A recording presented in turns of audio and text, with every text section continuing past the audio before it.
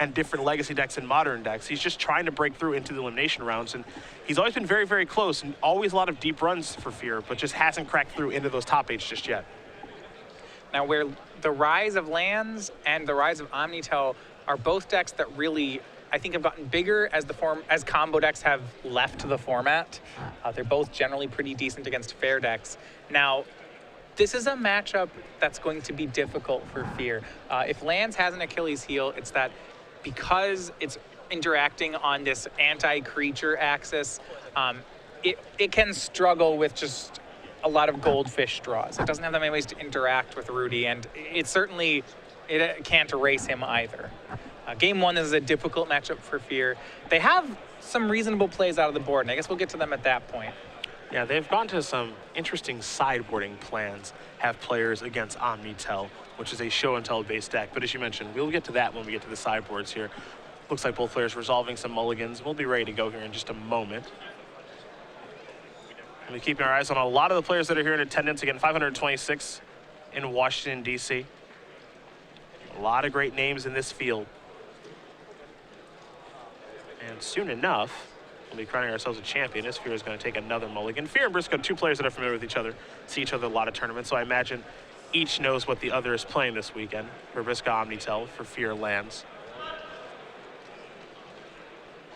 It looks like Fear is going to take another mulligan. Land's actually a deck that does mulligan relatively well. Life and Loam does a great job of undoing mulligans.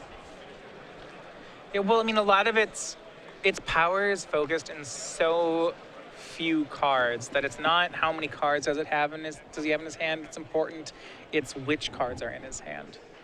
Land's almost closer to a dredge deck in that regard. And it's a deck that does mulligan quite a bit because it does have difficulty operating without Life and Loam.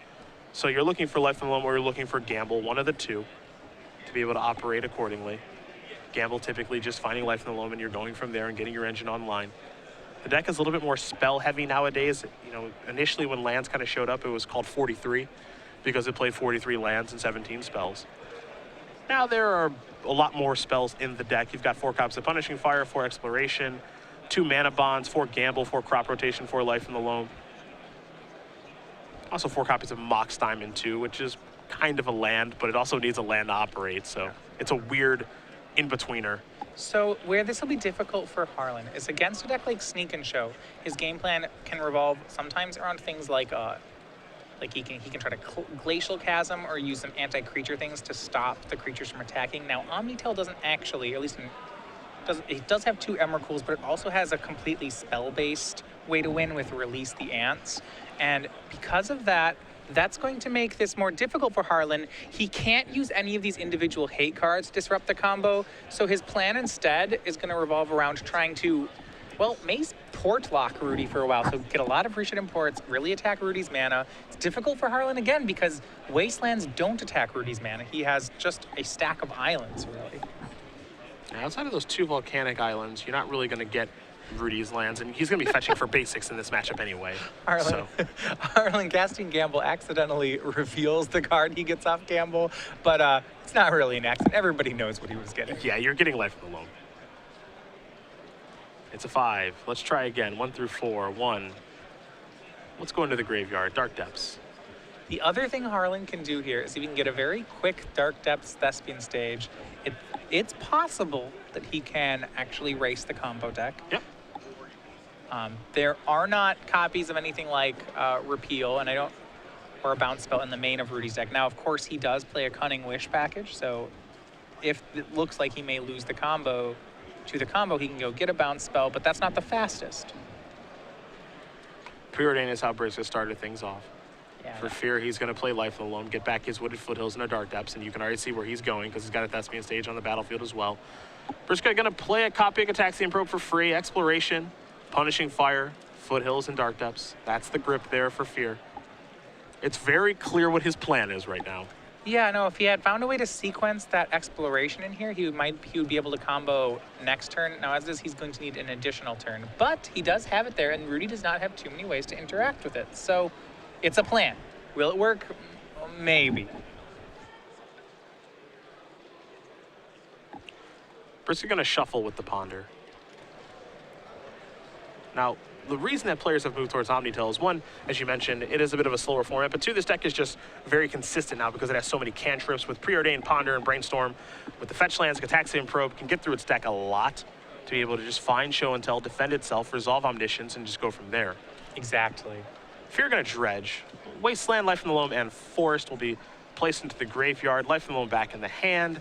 This will be an attempt at an exploration. You saw him play a land already for the turn there. Yeah, doesn't want to be spell pierced, or at least wants the ability to pay for it if he is. Fear will sacrifice his Wooded Foothills, search up a Taiga. Again, he's got a second land that he can play because of exploration, so we might see Loam this turn, and then next turn play the Dark Depths and try to kill him. Exactly. And really, as complicated as Legacy can be, this is really straightforward stuff. Harlan's got one game plan here. Well, and I mean, it speaks to his deck. He doesn't really have other options either. Now, Rudy did pick up a copy of Cunning Wish here, which means that if Harlan goes for the 2020, which really I would expect him to do, Rudy can wish for a bounce spell if he doesn't feel like he can combo yet. That said, it really would only delay things a turn. There is Exploration and Life from the Loam going on Harlan's side. Harlan will play a Forest and a copy of Dark Depths. He's setting up the stage plus Depths kill. For those unfamiliar, a brief explanation. Sure, so Thespian Stage can copy Dark Depths, and then the Legend rule will come into play because they're both legendary, so immediately Harlan will have to sacrifice one of them. Now, if he sacrifices the Thespian Stage that turned into Dark Depths, well, it didn't get ice counters when it entered the battlefield. So if you look at the wording on Dark Depths, what Dark Depths says is that if Dark Depths has no ice counters on it, if it has no ice counters on it, sacrifice it, which can happen immediately. And if you do, put an indestructible legendary 2020 Merit Lage into play. And the original combo with Dark Depths was with Vampire Hexmage. Yeah. So yes, when you get the legendary, you sack the Dark Depths of the Legend rule, and then your no ice countered Thespian Stage Depths is the one that turns into a 2020. So you do lose both the lands. Here's Show and Tell. That's an Omniscience. All right, well, Harlan may have the 2020, but that may not matter. Yep, he's going to get a Cunning Wish, will Briksza. He'll search his sideboard for a card. Again, all these spells are free because Omniscience is on the battle here for Rudy. This is how Omnitel does go off. You Show and Tell Omniscience into the battlefield, and then you find a way. Typically, you can do it through cantripping and casting Day Through Time. You're going to want to find a Cunning Wish, and depending on what Rudy's kill is this weekend, right, which is going to be Firemind's Foresight. Firemind's Foresight is the card that's being cast, so he gets to search for a 1-mana, 2-mana, and 3-mana instant. Brainstorm is 1, Cunning Wish is 2, and we'll see if he actually has a 2-mana instant in his deck. Sometimes they do, sometimes they don't. Yeah, it's Split Decision, which is a twin cast variation. Okay, so Rudy did all that pretty quickly. We can kind of go through what's going on here. The reason first of all, Omniscience gets into play. That's the easy part. Now Yep. all Rudy stuff's free. The reason they play a Firemind's Foresight in their sideboard is if they don't have multiple cantrips or something in their hand, it's just a card advantage spell. So he Cunning Wishes for Firemind's Foresight. He gets his one of Split Decision, which is a twin cast. He gets another Cunning Wish, and then he gets a 1. It doesn't really matter what the 1 is. Plays Cunning Wish, copies it. Then he can go ahead and, if you look at the sideboard, I believe the card he ended up getting there was a Eladamri's Call and a Release the Ants. And then he had that Brainstorm left over from the Firemind's Foresight. So Eladamri's Call gets a creature. He gets from his deck and puts it in hand. He gets Emrakul, puts it in his hand. He uses that Brainstorm from the Foresight to Brainstorm. Get the Emrakul that he got, put it on top of his deck. And then that last Cunning Wish he played gets Release the Ants, which is a 1 damage spell that clashes. If you win the clash, you get it back. And he has an Emrakul on top of his deck and Release the Ants, and he can cast it for free. So at that point, he just does 20 to Harlan. That's easy. Yeah, I mean, so it's interesting because these kills, there have been a lot of kills for the deck, and the question is, okay, what's the leanest way to do it? And why this is interesting is it costs him a few sideboard slots. He has to have a Eladamri's Call, a Firemind's Foresight, and a Release the Ants. He has to play at least 1 Emrakul in the main, but that's fine because that's actually not that bad. Sometimes you just Omniscience and cast Emrakul, and that's great. And all he really has to do to get this kill in his deck is, well, play some Cunning Wishes and play 1 Split Decision, which that's like the bad card, quote unquote, that he has to put in his main deck. And it's only 1 of them, so it's really low investment. Well, that bad card led it to a win for Rudy, so he's up a game here over Harlan as we take a look at the sideboards, and we will start with Fear. He's got 2 Chalice of the Void, 2 Choke, 4 Crows and Grip, a Molten Vortex, a Bajuka Baga, Caracas, and most importantly, 4 copies of Trinisphere. This one's actually pretty good, is Trinisphere, because Trinisphere has this weird rule where it overrules everything. Yes. So what players have been kind of going towards and gravitating towards to be an Omnitel is when they cast Show and Tell, you put a Trinisphere on the battlefield, they put an Omniscience on the battlefield. Their spells are free, but they're +3 mana. Yeah, the shorthand, as you said, if there's a Trinisphere in play and anything else that reduces mana cost, like say a Delve's, like, oh, well, can I Delve my spell down? But no, Trinisphere generally just wins out in those trades. Your spells have to cost at least 3. So even if you have something that says you may play your spells for free, they're going to cost 3, and that's going to shut down Rudy's combo. If he's paying 3 for each card, I mean, release the Answering your opponent 20 times costs 60 mana at that point. It's a little expensive. Yeah, I mean, we're not playing High Tide, we're playing Omnitel, so we can't do that. So those are the options there for Fear, and expect to see cards like Trinisphere, Choke, Chalice to the Void, and even Crows and Grip come in. He's got plenty of garbage to sideboard out, like Punishing Fire. Crop rotation is kind of medium in this matchup, so we'll definitely see him up the combo hate and board down some of the stuff that interacts with creatures like Maze of Ith as well. On the other side of things for Briksza, mostly he's a Cunning Wish deck, so what does he have in his sideboard? Right, so when you say he's a Cunning Wish deck, what that means is that his sideboard, a lot of the things are things that he wants to find with Cunning Wish or parts of his combo. He has a Surgical Extraction in his sideboard, which is excellent against lands, though to be completely honest, he probably would just want to leave that in the sideboard so that he can Cunning Wish for it. It's better than boarding it in. I don't imagine he'll do board in anything. A lot of these things are things you just leave in the sideboard so that you can wish for them. He does have 2 Monastery Mentors in his board. If he, against certain decks, he can go for that plan instead. But attacking lands with creatures seems poor. Even if Harlan boards 10 cards, his deck is still extremely good against creatures. Well, we'll see how players want to sideboard here as they do get ready for game number 2, Will Briksza and Fear. If you are just joining us, however, it is Cedric Phillips and Matthias Hunt along with Nick Miller in the sideboard and the rest of the Star City Games live crew. We're in round number 3 here from Washington, D.C. It's legacy action here today, where we'll be covering 9 rounds. And then 6 tomorrow. We'll cut to a top 8. We'll have 3 more elimination rounds, and eventually we'll crown a champion here. Someone will be walking away with $5,000, 25 Open Series points, and an invite to our Season 3 Invitational. Could be Rudy Briksza, could be Harlan Fear, number 16 and number 15 on our Season 3 leaderboard, respectively, as they do get ready here for game number 2. It's a tough matchup here for Fear. Lands versus Omnitel generally does favor Omnitel. We'll see if Harlan's sideboard here, a lot of anti-Omnitel cards in Trinisphere, Choke, and Chalice of the Void, if they can play a role. Yeah, I mean, that's what it feels like when you play a combo deck against lands, is that game 1 is one of the more lopsided things you can see in Legacy. And then post-board, their deck, it's a really lopsided matchup, and then they have about somewhere from like 5 to 10 cards that completely wreck you. And if they get them out early, I mean, I've had there's situations where they'll just, not even this card, these cards, sometimes they'll play Sphere of Resistance into Thorn of Amethyst, and you're just like, oh, yeah, like my Storm deck can never beat that, or, but he needs to draw those cards, and he's hoping that they'll just do tons of work on their own. You see Harlan Fear pile of shuffling, getting ready to take a look at 6 cards. We'll learn a little bit more about him. 20-year-old from Charlottesville, Virginia. Won Open Series top 8, which was a win against Shaheen Sarani in the finals back when we were in Richmond during Season 4 of the Open Series. Got the job done with Jeskai tokens there. Put that deck on the map right before you and Watanabe went nuts with it at the World Championships last year. He's a huge Pittsburgh Steelers fan and donates his hair after it reaches a certain length, which is why it's so long right now. And a former wrestler in high school. Something he and I both have in common. So perhaps we will have a duel, a contest, start a feud, as it were. All right. I would probably lose, but it would be fun to do battle against Harlan, as he'll take a look at his 6 cards now and see if he can find a better hand or not. He's been mulliganing a lot in this matchup, but that's also not much of a surprise if you think about it. In this matchup, you are just looking for specific cards. So I'll say I did wrestling one year. I tried it. I always was really amazed. So like, I would look at the guys who were in like my weight class and be like, how are people who are, I always thought people who were like that built would weigh more, because I'd be like, wait, that's like the guy I'm supposed to wrestle. I was like, I can't beat that guy. Well, not with that attitude. No, I just thought, I don't know. I'm bad at. Sounds like you need to go to the gym a little more. I guess so. That's all that is. Or eat less. Yeah. Eat less and start cutting. I know. Start cutting weight in a very unhealthy way. That was good. That's another way to go about I doing was like, it. how'd you get to be that light and have that much muscle? That's not fair. A Grove of the Burn Willows is where Harlan's going to start. He's going to play a gamble. Now, this actually is a gamble, and the reason I say that is because Harlan actually has a copy of Trinisphere in his hand, which is an A+ in this matchup. So if he adds to discard that, that's going to suck. Sure will. That's just kind of how it is right now. So let's see.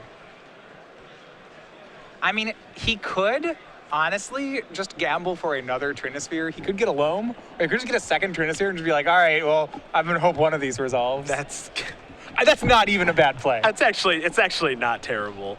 It's definitely a gamble, an aptly named card. It's like, oh, Yeah. It is aptly named. 5 cards here. 6 will be a reroll. 2, what's going? Loam, perfect. I mean, okay. So if Gamble's just Entomb, then you probably want to get Loam. Rudy will draw a card. He'll start by playing Ataxian Probe. Get a good look at an Exploration, a Trinisphere, a Choke, and a Rishadan Port. Oh, okay. So if he has a Choke, he doesn't need to gamble for another Trinisphere. He already has 2 of his cards, the cards he wants. And I was going to say that Choke isn't the end-all be-all in this matchup. It is certainly good, but it's not, the end game. But in combination with Rishadan Port, it's great. Yeah. I mean, you're absolutely right. Yeah, because Rudy can just play a turn 3 show and tell and be like, well, my lands are never untapped, but that's fine. Loam is going to target Thespian Stage. We'll see if this resolves. And it will. So Stage will come back to the hand. Loam will go to the graveyard. We're going to head back Rudy's way. He'll play a Brainstorm on the end step, so he'll draw 3 cards and, of course, put 2 back. Show and Tell is 1. Island is 2. City of Traders is 3. City of Traders is a card not affected by good old Choke. Here's a Flooded Yeah, Shell. it's really interesting with their Choke and play because it can untap as long as you don't play any other lands. I mean, obviously you're going to bring Choke in against the mono blue deck, but I think that... It's not great. Yeah, I don't think it's great. I think it's certainly fine, really good with Port, but also keep in mind, this is a deck that has a lot of fetch lands, too. Is now, I believe this is the Jace Vryn's Prodigy. All right. That's a little bit of a spicer. Yeah, so this is one of our first Magic Origins card here in Legacy. All right, so Jace the O2, he is a Merfolk Looter unless you get 5 cards in your graveyard, and then he transforms. Yeah. I think Harlan's going to try to choke him here, and this is not going to resolve. Force of Will removing a Show and Tell. That's notable, removing Show and Tell here. It's a great test spell, though. Nice Force of Will drawn, though, from Rudy. And here's the difficulty, right? Harlan's all in kind of on two spells, and if Rudy has 2 Force of Wills, life becomes difficult. Jace is flipping now.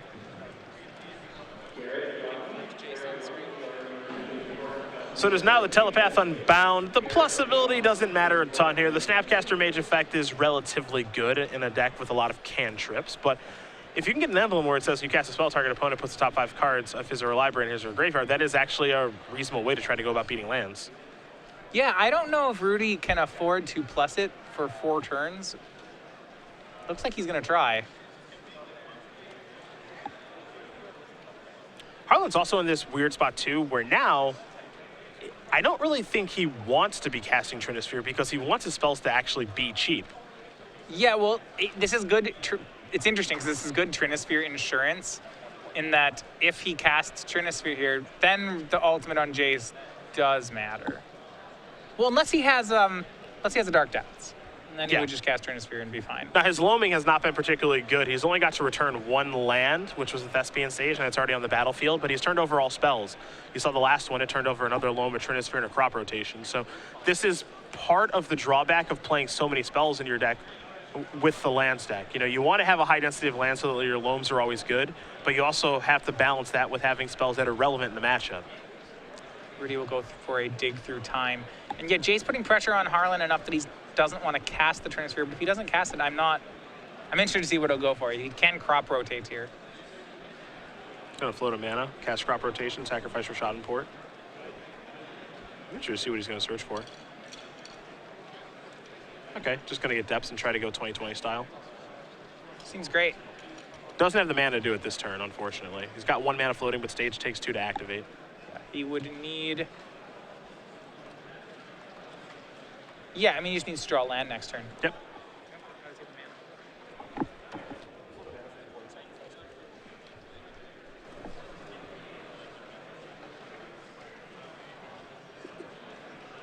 So Rudy's taking a look at the top 7. And with Dig Through Time, you get to take 2 of them.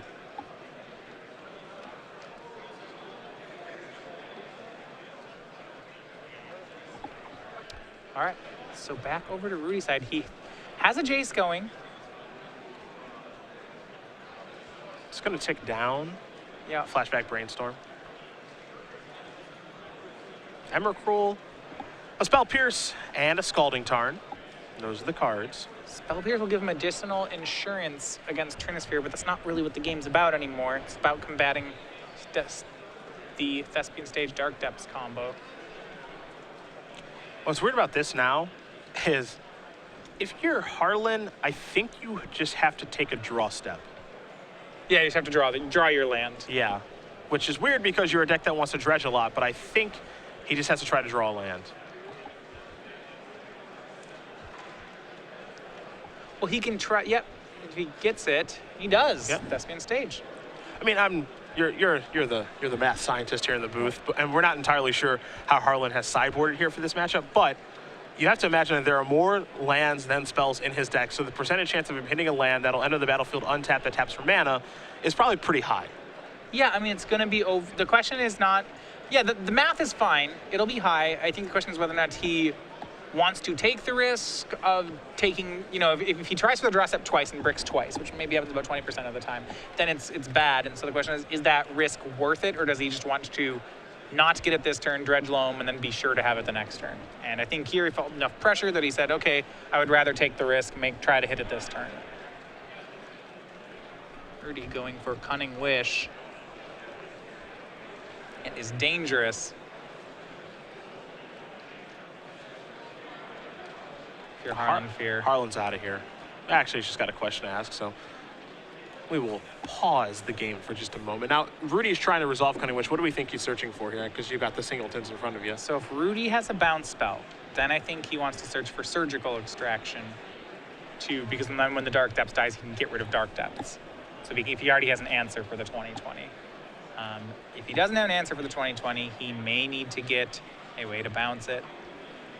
That said, if he has a way to win on the following turn, it really depends on what the rest of his hand looks like here. Yeah, he's got a Spell Pierce, a Force of Will, Emrakul over there. He does have Wipe Away as far as bounce spells are concerned to take care of the Dark Depths Avatar token.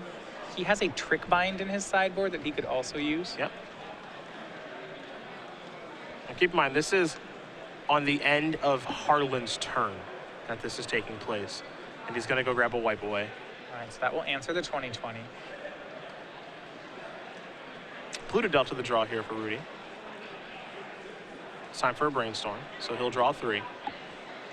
Emrakul, Omniscience, and Brainstorm. A little too much of the big stuff right now. Certainly don't want a second Emrakul. Questionable if you... One of the reasons I do like having the first one is it lets him use his Cunning Wishes for more utility. Now it means if he gets Show and Tell, he can Show and Tell Omniscience into play and just cast Emrakul immediately.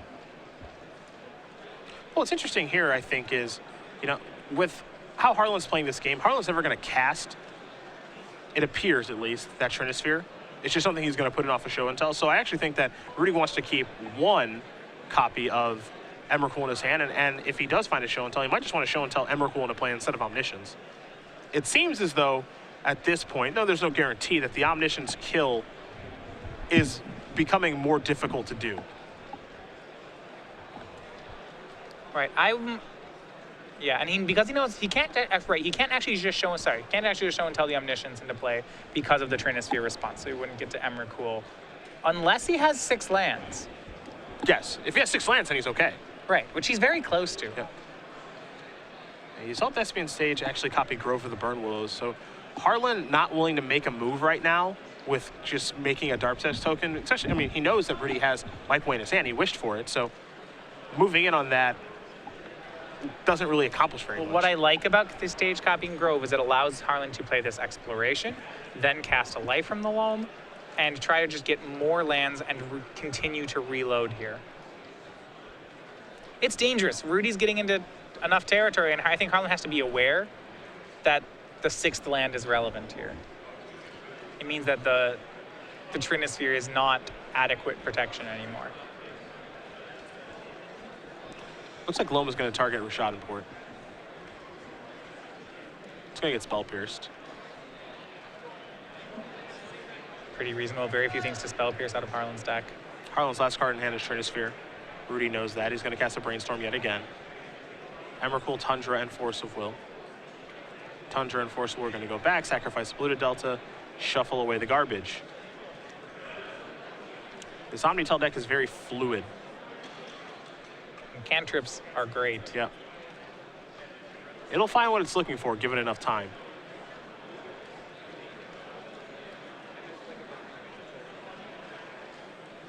I'm interested in him keeping all those Force of Wills. Having land 6 didn't seem horrible. Dig through time. Yeah, Jace using that flashback ability, though, that's going to be pretty big. He should be able to find a show and tell off this and then combo next turn. Well, he did find a show and tell. He also found land number 6 if he wants to go that route.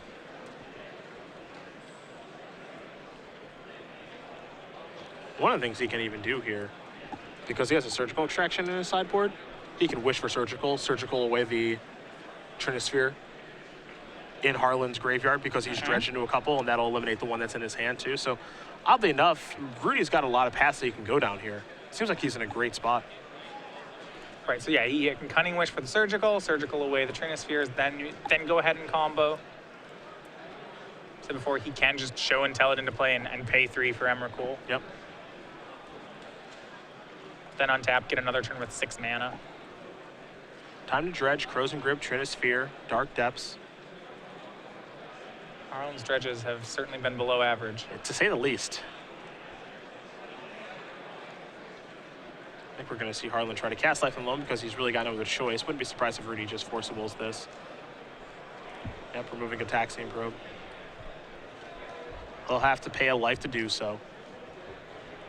And he'll untap, he'll take a draw to copy a show and tell. He's going to sacrifice a Flooded Strand pretty quickly here. We'll search up a Volcanic Island. A lot of resiliency in this build of Omnitel. Again, with the Sneak and Show version, you're pretty straightforward in what you can do. Yep, and he's just going to go the straightforward line. Yep, pays 3 for Emrakul. Yep. He'll untap. He'll take a draw. Harlan's going to lose a lot of stuff. To be fair, Rudy didn't even use Jace that turn. Unbelievable. Come on, Rudy, tight play. Annihilator trigger, I hope you remember that one. This could get awkward.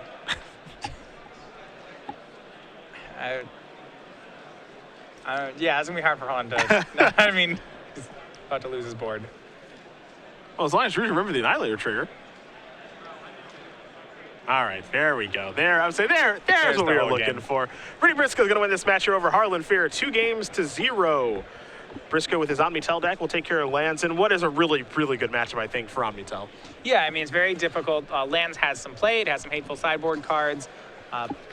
But the fact that all these mono blue combo decks are so good at having wild cards, at turning, their cantrips into whatever they need to have, means that even though Harlan, he has some routes of attack, it's very easy for Rudy to answer them. And then on top of that, Rudy just has some proactive draws that Harlan can't deal with.